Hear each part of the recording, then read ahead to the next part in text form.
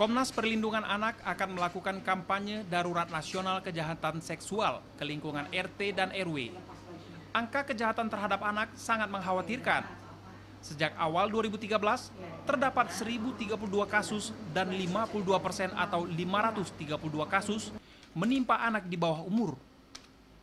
Ketua Komnas Perlindungan Anak, Aris Merdeka Sirait, di gedung kantor Komnas PA di TB Simatupang, Jakarta Selatan, Kamis siang mengatakan, kasus kekerasan seksual paling banyak terjadi di lingkungan keluarga, sekolah, dan paling kebanyakan dilakukan orang terdekat. Komnas Perlindungan Anak menilai pemerintah masih menutup mata dan tidak memberikan upaya nyata dalam melindungi anak dari berbagai bentuk kekerasan, khususnya kekerasan seksual.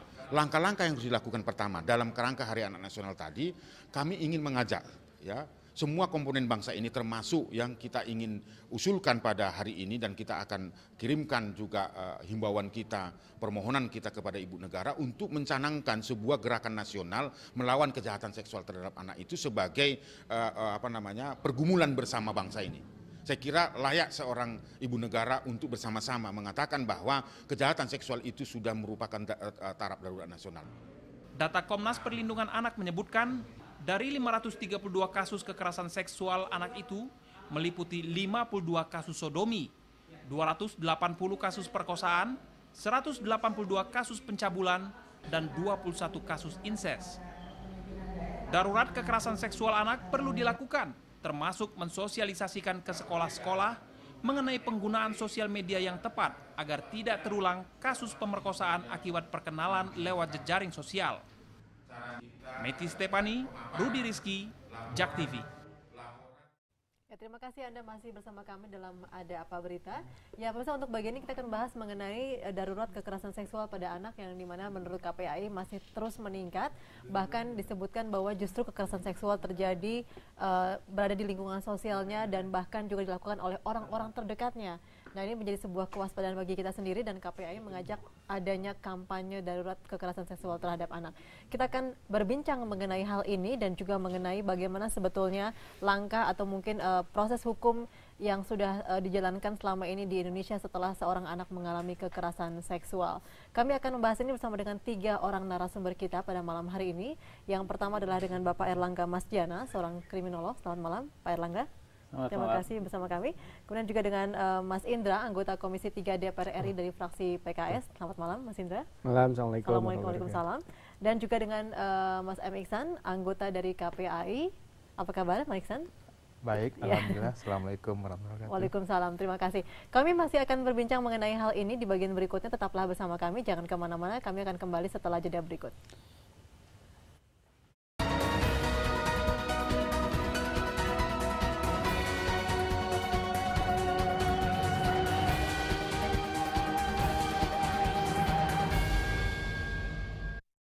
Ya, pemirsa, dalam paruh pertama tahun 2013 ini sudah ada 535 kasus, di mana dibandingkan dengan tahun 2012 hanya sekitar 30-an kasus kekerasan terhadap anak-anak.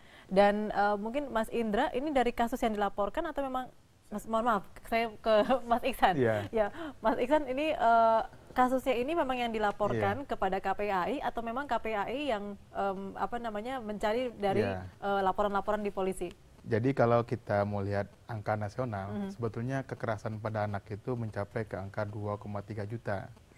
Wow, tahun 2012 KPAI survei bahwa ternyata yang terbesar itu adalah dalam keluarga.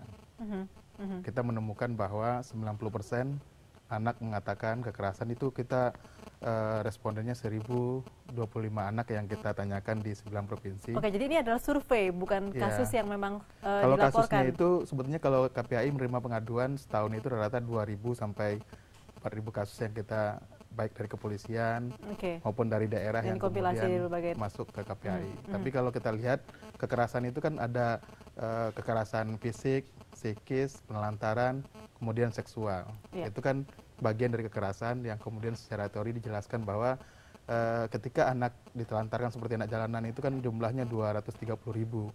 Kemudian pekerja anak itu sampai kemarin angka terakhir di ILO itu mempublikasikan sampai sekitar 1,3 juta. Ini kan situasi yang sangat memprihatinkan. Itu adalah semuanya korban kekerasan sebetulnya. Jadi kalau ada kampanye gerakan untuk menghentikan kekerasan pada anak, itu sebetulnya sudah sangat layak.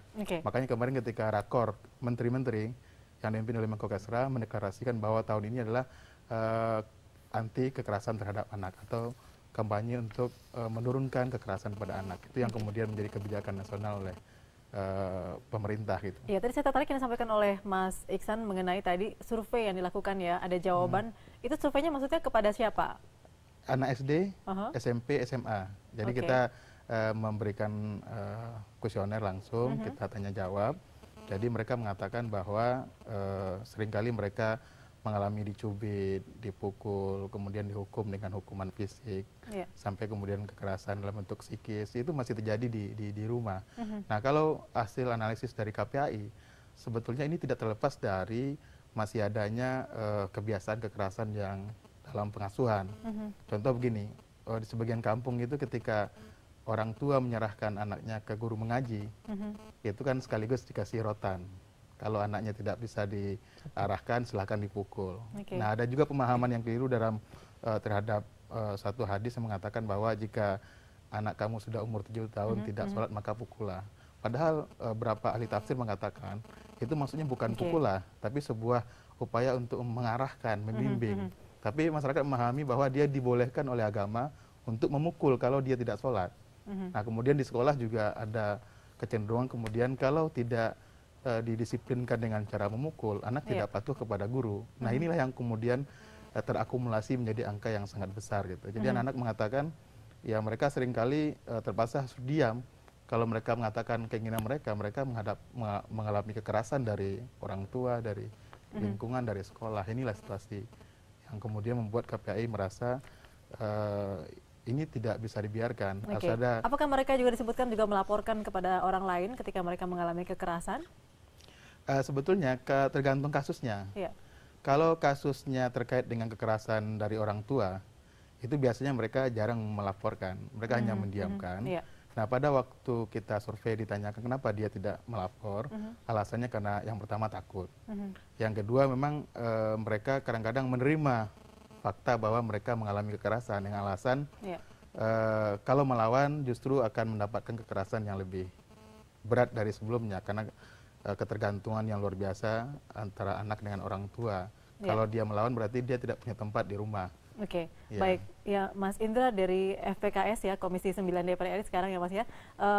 Ini artinya memang perlindungan terhadap anak-anak masih sangat lemah, terutama mungkin dalam lingkungan terdekatnya sendiri. Bahkan tadi ada survei menyatakan bahwa dari guru, dari orang tua masih mengalami kekerasan. Ya, memang data itu memang cukup mengejutkan ya bagi saya, paling tidak cukup mengejutkan sampai angka sekian juta. Dan juga cukup mengejutkan dari 6 bulan ini sudah ada 535 kasus pelecehan seksual. Tapi paling tidak memang kita harus petakan juga. Tadi sebenarnya sedikit banyak Pak Ihsan sudah menggambarkan sebenarnya klasifikasinya yang seperti apa. Walaupun memang dalam pasal 13 Undang-Undang Nomor 23 tahun 2002 itu termasuk kekerasan, penganiayaan. Tapi paling tidak di masyarakat kita kan nih, kita nanti harus pilah-pilah kan penyelesaian ini harus ada skala prioritas. Kalau saya pikir untuk contoh pelecehan seksual atau bahkan incest dan segala macam, itu tidak boleh ada kompromi dalam hal itu. Pasal 80 jelas tegakkan itu dan harus diberi sanksi yang maksimal. Walaupun memang ancamannya cuma 3 tahun 6 bulan ya. Cuman kadang-kadang kan dalam beberapa putusan cukup lemah ya. Saya melihat ada beberapa jurisprudensi itu yang rata-rata percobaan. Nah, jadi kita potret kalau memang itu sebuah kekerasan yang membuat adanya rasa sakit dan orang bisa teraniaya oleh akibat kekerasan itu, saya pikir ini perlu ada punishment yang tegas. Tapi dalam perspektif kekerasan yang lain, ini kan kita hukum ini kan nggak bisa hitam putih saja. Ada kultur yang juga harus kita potret. Nah, di pemilihan-pemilihan ini, saya pikir saran saya juga kita bersama nanti dalam kampanye umpama KPAI atau kalau memang Ibu Wakil Presiden siap gitu ya, harus ada pemilihan-pemilihan itu. Yang mana dulu kita effort yang lebih tegas, mana yang memang menjadi masih budaya kita. Contoh, kalau dalam perspektif undang-undang menelantarkan udah termasuk kekerasan terhadap anak. Nah, apakah ini disamaratakan, itu kan satu hal juga ya. Nah, itu saya pikir yang harus kita lihat. Yang kedua juga memang ya saya sepakat ada mindset yang masih perlu kita sama-sama luruskan. Dan lagi-lagi sebenarnya ini tergantung pola didik orang tua. Ketika orang tua memang sebelumnya mengalami hal yang sama, kecenderungannya mungkin nanti Pak Erlangga lebih paham untuk hal itu, dia akan melakukan hal yang sama juga kepada anak-anaknya. Terus juga saya pikir juga latar belakang pendidikan dan agama, kepahaman, moralitas orang tua itu juga mempengaruhi terhadap bagaimana dia menyikapi seorang anak dan seterusnya. Ini saya pikir persoalan-persoalan yang harus sama-sama kita telaah. Tapi saya sepakat memang campaign ini layak kita gulirkan karena dalam 6 bulan 535 tindak kekerasan seksual itu ya terutama itu sangat memprihatinkan untuk bangsa kita. Oke, baik ke Mas Erlangga di sini terutama mengenai kasus pelecehan kekerasan seksual di sini Pak ya. Dan disebutkan dari data tadi dari KPAI menyatakan bahwa kekerasan itu banyak juga terjadi karena memang terutama ya kasus perkosaan begitu ya. Nah ini kita potret mengenai kasus perkosaan lebih dulu yang mengenai dari 535, 280 diantaranya adalah kasus perkosaan. Yang artinya cukup tinggi sekali Pak ya. Nah ini banyak faktor tentunya yang menyebabkan anak-anak menjadi korbannya di sini. Pertama saya komentari soal angka ya. Angka itu sebenarnya adalah sampel aja yang sebenarnya dark number-nya tinggi. Artinya masih banyak kasus lain lebih dari ini. Banyak luar biasa dan biasanya sampel itu kan cerminan dari sebuah gunung es. Ya gunung es atau sebuah unity ya atau sebuah keseluruhan secara umum ya. Jadi menurut saya ini pasti jauh lebih banyak lagi. Kenapa? Karena memang di dalam rumah itu sangat tertutup. Ya. Hubungan antar orang tua, antar kakak dengan adik, antar paman dengan kemenakan itu banyak sekali dan ini kaitannya bukan persoalan bahwa itu soal harus dihukum aja atau harus dilaporkan, tetapi soal aib ya, soal aib ya, soal ketabuhan yang harus dibebankan di dalam keluarga. Jadi memang siapa yang akan menjadi korban tentu adalah anak ya, karena mereka lah orang yang betul-betul potensial victim. Jadi yang betul-betul sangat berpotensi untuk menjadi korban dan korbannya adalah korban murni adalah anak-anak. Nah makanya betul katakan oleh Pak Sirait ya, Pak Merdeka Sirait itu memang perlu ada sebuah kampanye ya anti kekerasan terhadap anak, terutama kekerasan seksual. Cuma masalahnya metodologinya seperti apa? Yang menurut saya memang perlu ada sebuah penjelasan yang ilmiah sehingga kemudian ada tahapan-tahapan yang sistematis sehingga kemudian kasus ini bukan malah makin membesar, tapi betul-betul makin mengecil. Tapi kalau tidak ada sistematika yang bagus, ya hanya sekedar kampanye saja, hanya sekedar jargon saja akhirnya. Betul. Ya. Baik, kita coba angkat telepon dulu dari pemirsa. Halo, selamat malam. Ya, selamat malam di Samarinda, Bu. Baik, Pak Badri, mohon maaf volume televisinya tolong dikecilkan terlebih dahulu supaya tidak bergaung di studio. Terima kasih Pak Badri. Silakan Pak. Ini Bu, masalah kekerasan anak ini Bu, faktornya di dalam rumah tangga itu kebanyakan itu Bu ke faktor ekonomi juga Bu. Iya Pak. Jadi akibat marah-marah di rumah. Ya itu aja Bu ya. Selamat malam Bu.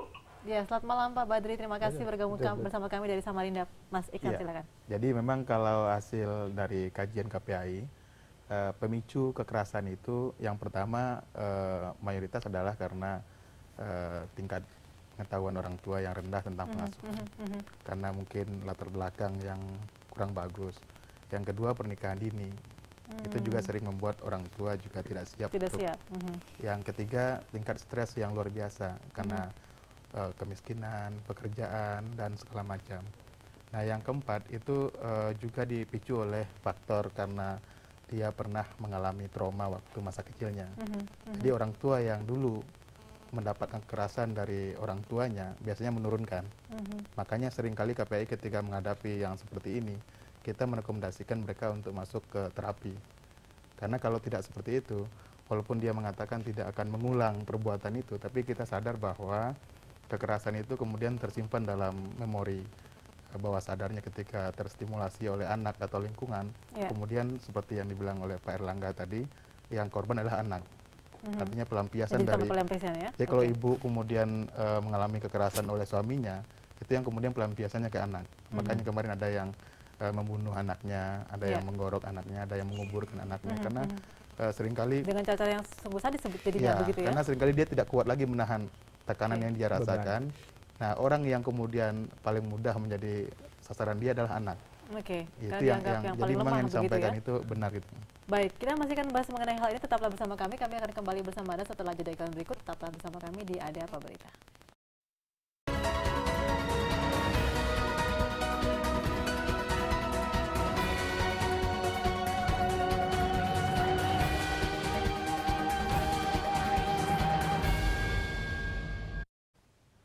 Ya, pemirsa, kita masih berbincang mengenai kekerasan seksual terhadap anak yang terus meningkat, yang jumlahnya cukup fantastis. Bahkan dalam semester 1 ini aja sudah 530 kasus dibandingkan tahun 2012 yang hanya sekitar 50 kasus.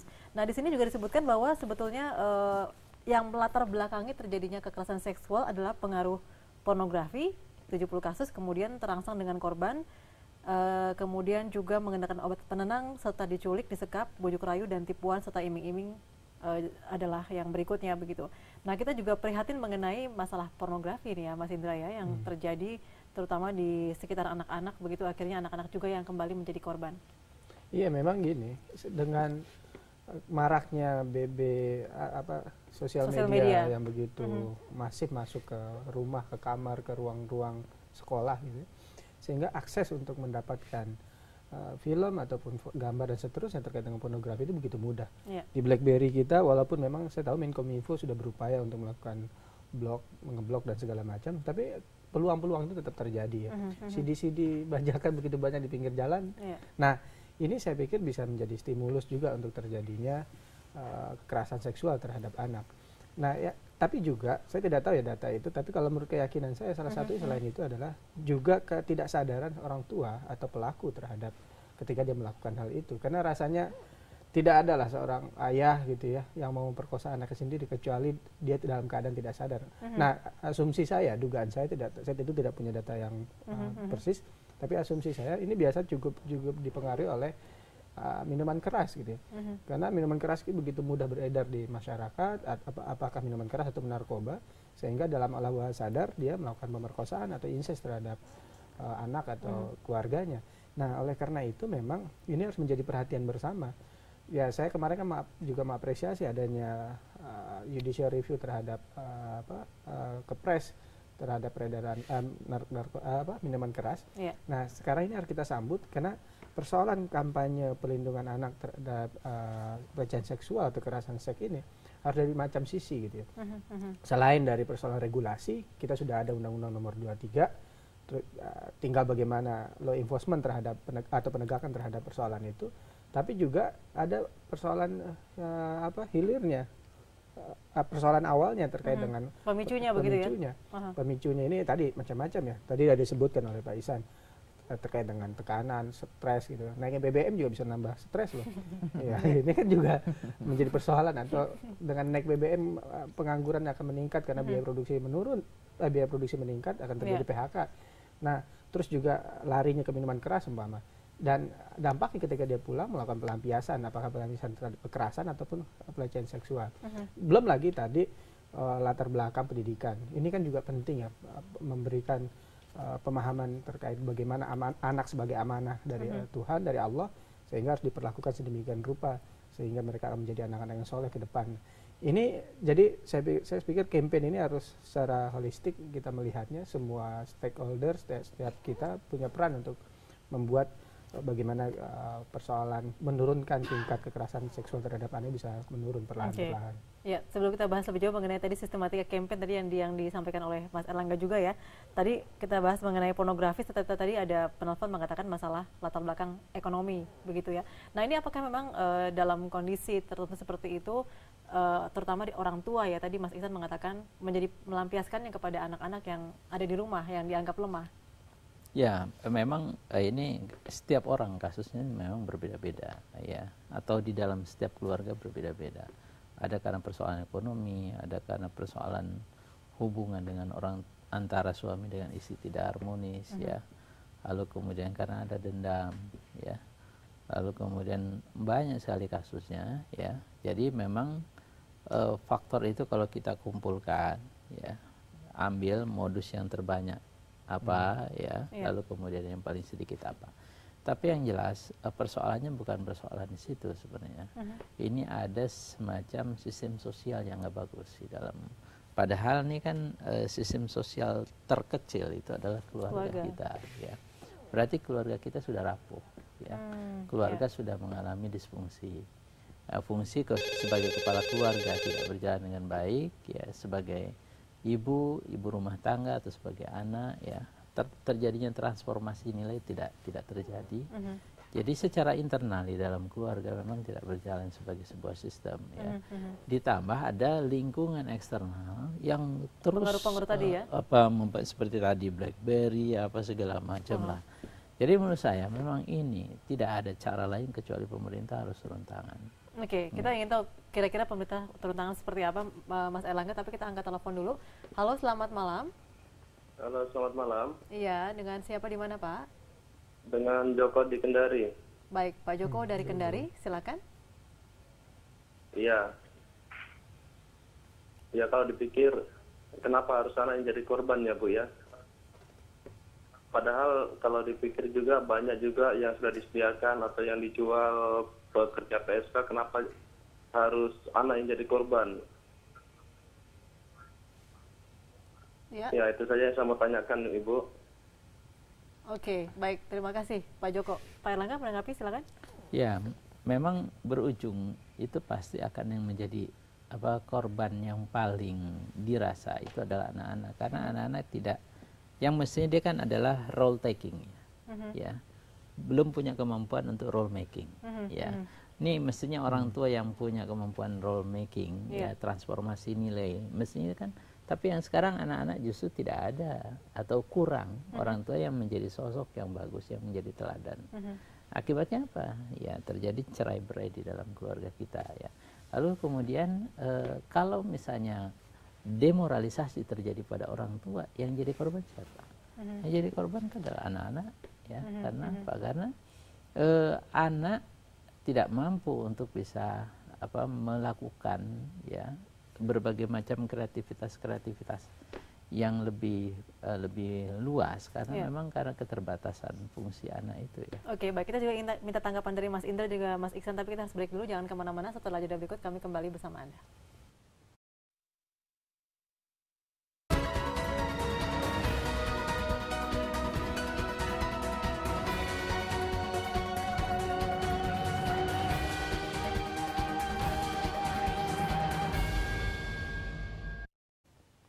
Ya, kita lanjutkan perbincangan kita mengenai kekerasan seksual terhadap anak. Ya, silakan Mas Indra menanggapi tadi penelpon Pak Joko dari Kendari, ya, mengenai seharusnya jangan anak yang dijadikan pelampiasan. Memang seharusnya seperti itu, ya. Normalnya manusia yang normal harusnya bersikap dan memahami hal itu. Karena anak ini kan anugerah terindah dari Allah, ya. Titipan yang justru ini bagi saya justru, ya. Anak itu sebenarnya investasi buat kita, investasi dunia akhirat, investasi dunia dan juga investasi akhirat kita jadi anak soleh. Nah, ketika kita memahami dia sebagai anugerah, sebagai sesuatu yang bernilai, tentu kita akan juga memperlakukannya dengan sesuatu yang bernilai juga, memberikan yang terbaik, dan jangan jadikan dia sebagai objek untuk kekerasan. Ya kan? Mungkin dalam konteks sebagai anggota DPR nih, Mas Indra, ya, anak-anak mungkin agak sulit untuk melaporkan begitu karena mereka tidak punya kemampuan begitu. Nah, apakah memang harus ada sebuah institusi tertentu begitu yang mendampingi anak-anak supaya mereka itu bisa mencari tempat begitu untuk melaporkan atau bercerita mengenai apa yang mereka alami? Memang gini, peran kita negara dalam ini DPR dan pemerintah, kita sudah sepakat anak harus dilindungi. Itu sudah konsensus kita. Maka lahirlah Undang-Undang Nomor 23 tahun 2000. Lahirlah instrumen-instrumen. Lahirlah umpama KPAI, ada Komnas HAM dengan Komnas Perempuan dengan berbagai macam peran yang juga bersinggungan terkait dengan memberikan perlindungan terhadap anak, terutama KPAI. Dan lahir juga politik hukum dan politik anggaran kita untuk memberikan support.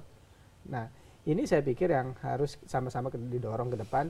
Kalau tentu dengan kondisi ini perlu juga kita memikirkan supportingnya itu bisa lebih harus masif dan lebih optimal. Kalau kemarin KPAI mungkin dapat support yang baru seadanya, tentu kita pikir layak untuk didukung untuk mendapatkan support yang lebih bagus. Karena kan dengan ada instrumen seperti KPAI atau yang lainnya, ini kan juga bisa membantu untuk meminimalisir tindak-tindakan kekerasan terhadap anak. Itu satu. Yang kedua, selain kita sudah punya infrastruktur regulasi ya, karena di situ juga bahkan sanksi pidana yang cukup keras, gitu, cukup memberikan, seharusnya bisa diberikan efek jera. Tapi yang kedua yang penting itu adalah law enforcement terhadap aturan ini. Law enforcement ketika ada kekerasan terhadap anak, kita tidak saja menggunakan pasal 351 atau 352 KUHP, tapi juga kita menggunakan lex spesialis Undang-Undang Nomor 23 tahun 2002, sehingga diharapkan kekerasan, terutama pelecehan atau kekerasan seksual terhadap anak, saya pikir kalau bab itu saya setuju tidak boleh ada permisif dan kompromi, harus diberikan sanksi yang seberat-beratnya. Nah, tinggal sekarang komitmen penegak hukum, baik dari kepolisian sampai nanti ujungnya Mahkamah Agung. Kalau kepolisian sudah masif untuk menindak hal ini, tapi nanti putusan finalnya juga rendah, ini kan akhirnya membuat publik permisif atau menganggap ini sesuatu yang tidak menakutkan. Nah, ini kita juga ingin tahu dari sisi penegak hukum, proses hukumnya nih Mas Iksan yang mendampingi anak-anak yang mengalami kekerasan seksual maupun kekerasan fisik lainnya. Nah, tapi apakah masih ada halangan begitu ya dari penegak hukum sehingga mungkin proses hukumnya menjadi tidak lancar atau tidak adil? Jadi gini, pemerintah melalui Bappenas itu sudah menjalankan kebijakan sistem pelindungan anak yang 3 komponen, yaitu norma, dari kebijakan, program, dan peraturan, kemudian yang kedua struktur kelembagaan, yang ketiga proses bentuk pedoman acuan. Nah, kalau dilihat dari norma itu cukup lengkap. Kita punya Undang-Undang 23 2002, kita punya Undang-Undang 397 tentang pengadilan anak, sampai yang baru SPPA yang baru disahkan. Itu cukup komprehensif dan lengkap. Pokoknya kalau untuk undang-undangnya. Persoalannya di tingkat berikutnya, strukturnya, kelembagaan, aparaturnya, itu nggak semua ada. Contoh untuk kepolisian, tidak semua Polres punya unit PPA, perlindungan perempuan dan anak. Di Polsek tidak ada. Padahal sesungguhnya kejadian itu yang pertama kali di Polsek. Di lingkungan terkecil ya? Iya. Yang ini ditangani oleh orang yang tidak mengerti tentang bagaimana cara menangani masalah anak. Yang ketiga di bagian proses. Kita tidak punya sistem yang jelas bagaimana pedomannya, orang melapor ke mana, sistem rujukannya bagaimana. Kalau kejadian apa yang harus dilakukan, itu nggak semua orang tahu. Mungkin orang tahu dan itu ada di kantornya masing-masing. Ketika kita turun ke masyarakat itu nggak ada. Kita tanya masyarakat, kalau Anda pasal 78 mengatakan bahwa setiap orang yang melihat anak dalam keadaan darurat, baik kekerasan, itu wajib melaporkan. Jika dia tidak melaporkan, orang itu diancam dengan pidana 5 tahun. Pertanyaannya, pernah nggak aparat penegak hukum kemudian menyenangkan sanksi orang yang membiarkan? Contoh begini, di kota itu banyak anak yang dilacurkan. Itu di samping kantor polisi. Kota? Maksudnya kota mana nih? Ya, daerah Glodok. Itu kan di samping kantor polisi tempatnya. Dan setiap hari polisi lihat anak-anak itu dilacurkan dan segala macam. Pertanyaannya, pernah nggak polisi kemudian mengatakan ini pelanggaran? Dan kemudian ini harus ditindak? Itu contoh yang jelas-jelas terlihatan. Bagaimana dengan yang nggak kelihatan?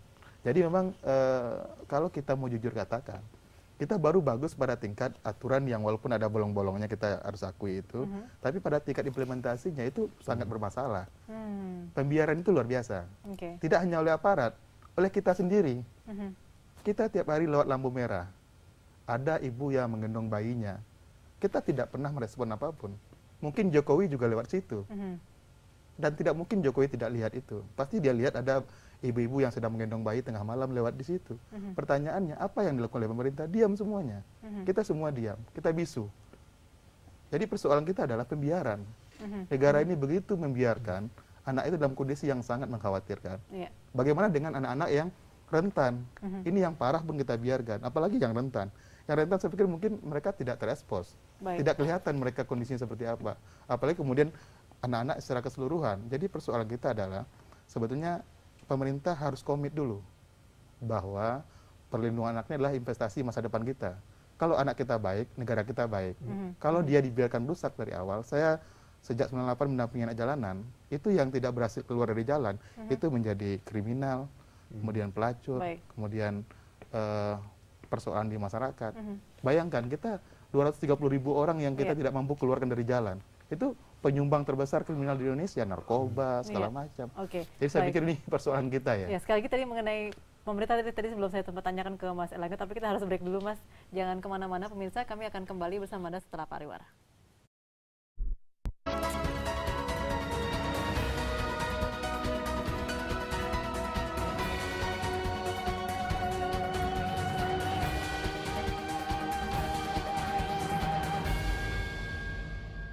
Ya, kita sudah sampai di bagian akhir perbincangan mengenai kekerasan seksual pada anak yang terus meningkat. Ya, tadi Pak Erlangga sudah sebutkan mengenai pemerintah sudah harus memiliki sistem begitu. Nah, kira-kira apa nih Pak yang paling realnya yang bisa dilakukan? Ya, ini ya kalau saran saya ya kepada pemerintah ya, persoalan anak ini persoalan yang sangat strategis di masa yang akan datang. Jadi kalau cara menangani anak ini tidak betul-betul sistematis ya, tunggu aja di 30 tahun yang akan datang bangsa ini akan seperti apa. Baik pada masyarakat kelas bawah, kelas menengah ataupun kelas atas. Dan itu harus ada pola ya. Pola pendidikan yang bagus, yang sistematis ya, sesuai dengan level pendidikan, level komunitasnya dan lain sebagainya. Lalu kemudian kalau saja anak itu mengalami problema yang tidak tertangani oleh keluarga, karena keluarganya mungkin mengalami disfungsi, ya, itu harus ada semacam badan khusus, ya, badan khusus yang betul-betul membangun recovery, ya, recovery untuk pembangunan anak, ya. Jadi anak itu jangan dibiarkan terus, dan kalau saja anak itu kan sama aja membiarkan karakter yang negatif. Jadi menurut saya ini sekali lagi ya saya memohon kepada pemerintah untuk dapat secara serius. Lalu kemudian dibuat ya pekerja-pekerja sosial yang profesional, yang betul-betul mampu menangani, dan mereka orang-orang yang cerdas, yang betul-betul terdidik, terlatih dan punya kemampuan ya. Secara psikologis juga harus talentanya juga harus diperhatikan ya. Jadi persoalan anak ini betul-betul harus disiapkan. Ada yang menghadapi masalah segera dikembalikan masuk dalam sebuah badan khusus ya. Dan ini terus dievaluasi terus-menerus. Jangan kemudian ada badan khusus, ada komisi, ada apa kan gitu. Jadi tapi tidak ada sustainability-nya. Ya. Baik. Nah, pertanyaannya kan Mas Indra, apakah itu ada uangnya begitu tadi seperti ya usul-usul dari Pak Erlangga ini mengenai ada badan khusus, kemudian juga ada tadi beberapa pekerja sosial. Ya, saya pikir gini. Pertama memang kita semua harus bersepakat bahwa saya ini persoalan besar. Bicara anak adalah bicara penerus bangsa. Saya sepakat nanti kita potret penanganan kita juga akan menampakkan potret bangsa kita 30 tahun atau 20 tahun ke depan. Nah, oleh karena itu memang harus diseriusi. Nah, tentu konsep keseriusannya seperti apa? Saya sepakat memang ini harus dicermin nanti dalam politik hukum dan politik anggaran kita. Ya, saya pikir KPAI harus di-upgrade. Kalau sekarang hanya sekedar bahkan terkesan seperti LSM gitu ya. Ini perlu di-upgrade ya. Kalau kita serius menangani korupsi melalui KPK, kita juga harus serius menyikapi persoalan anak ini. Anggaran KPK begitu besar, anggaran lembaga atau dalam contoh halnya ada kita punya KPAI, itu juga harus disupport secara maksimal. Nah, saya pikir ini akan menjadi stimulus, mudah-mudahan campaign dari teman-teman bisa menyadarkan kita semua, membangunkan kita, bahwasanya ini ya bukan persoalan sederhana. Persoalan kita, kalau korupsi ada KPK, kalau ada narkoba ada BNN, ada kalau terorisme ada Densus dan seterusnya dengan dana yang besar. Tapi saya melihat ini juga penting karena ini berbicara generasi penerus Kementerian bangsa. sendiri belum cukup selama ini kerjanya begitu. Karena memang saya nggak tahu juga ya. Tapi mereka terkesan hanya mengambil sedikit-sedikit. Ya, Kementerian Sosial punya, Kementerian Perempuan punya, ini punya dan segala macam. Tapi memang ketika kita menganggap ini sebuah persoalan besar, memang harus ada tersentralisasi, ada sebuah badan, lembaga. Kalau TKI contoh ada BNP 2 TKI. Nah, walaupun memang kita sedang juga ada masalah ketika membangun badan baru, implikasi anggaran, keterbatasan BBM saja sesubia dicabut gitu ya. Ini kan, tapi lagi-lagi ini tinggal kemauan kita. Dirijen paling penting adalah bagaimana presiden bisa menganggap ini penting. Kalau presiden sudah mengambil peran inisiasi yang kuat untuk menyikapi ini, saya yakin DPR kita akan sangat setuju, dan mudah-mudahan ketika kita menyikapi ini secara serius, ini juga bagian dari keseriusan kita untuk membuat bangsa kita lebih baik ke depan. Gitu. Oke, artinya sekali kementerian yang selama ini ada masih belum cukup untuk mengatasi mengenai hal ini ya, terutama sejauh ini menurut saya memang pemberdayaan perempuan dan anak layak untuk dikaji, dan sejauh ini memang hasilnya ya seperti yang kita lihat, ada kekerasan dengan angka yang cukup besar ini dan memprihatinkan. Nah, tinggal sekarang saya melihat adalah gini, politik atau kemauan penting itu harus diambil inisiasinya oleh pemerintah, terutama oleh kepala negara. Kalau kepala negara sudah mengambil inisiasi yang kuat, itu secara otomatis itu kementerian atau kalaupun nanti ada lembaga atau kita upgrade fungsi KPAI, itu otomatis akan bergulir dengan sinergi. Nanti seperti Pak Erlangga, polanya seperti apa, sistemnya seperti apa, berkesinambungan dan segala macam, itu dengan sendirinya. Paling penting adalah ini, political will-nya dulu. Kalau political will-nya belum ada, susah. Terus yang terakhir tentu konsistensi. Ketika political will jangan seperti ada, kita contoh saja sederhana, waktu itu suatu saat Presiden mengatakan perang terhadap narkoba, tapi satu sisi yang lain memberikan gerasi kepada bandar narkoba. Ini kan konsistensi lagi ya. Nah, terakhir dari saya adalah tentu menyikapi ini kita punya tanggung jawab bersama. Pemerintah punya tanggung jawab, tapi kita sebagai masyarakat punya peran dan tanggung jawab masing-masing. Ya kan, persoalannya tadi seperti digambarkan banyak mulai dari rumah. Tapi kalau kita masing-masing punya kesadaran, mulai dari diri sendiri, mulai dari yang terkecil, mulai dari sekarang kita lakukan mindset yang untuk baik, untuk membuat generasi bangsa yang lebih bagus.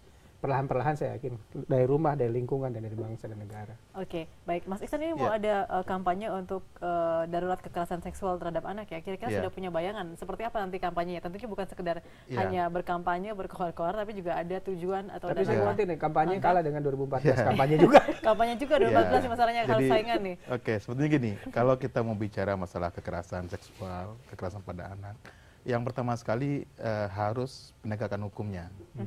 Kenapa kemudian angka kekerasan terus meningkat terjadi? Karena selama ini penindakannya jarang. Orang berpikir bahwa kalau dia melakukan, itu dimaafkan. Jarang kita memberikan hukuman yang tegas ketika ada pemerkosaan, kejahatan seksual, itu cenderung kemudian di pengadilan kadang-kadang nggak sampai ke pengadilan, di kepolisian damai dan kemudian pelaku dibebaskan. Jadi saya pikir yang pertama harus penegakan hukumnya. Terus yang kedua, kita harus mengerti bahwa persoalan di keluarga kita itu sangat kompleks. Kita punya program ketahanan keluarga, tapi baru pada tingkat kampanye, belum menukik ke bawah. Di keluarga jarang ada lembaga konsultasi keluarga yang bisa membantu masyarakat ketika ada orang terjadi berantem suami istri, ada persoalan, kemudian tiba-tiba diintervensi, jarang. Kita menemui masalah ketika sudah di pengadilan bercerai, ketika sudah masuk ke penjara baru kita ikut campur. Jarang ada sistem yang menyentuh keluarga di tingkat terkecil itu. Terus yang ketiga, bahwa saya ingin menghimbau kepada masyarakat bahwa Undang-Undang Pasal 20 mengatakan tanggung jawab itu ada pada negara, pemerintah, masyarakat, keluarga, dan orang tua.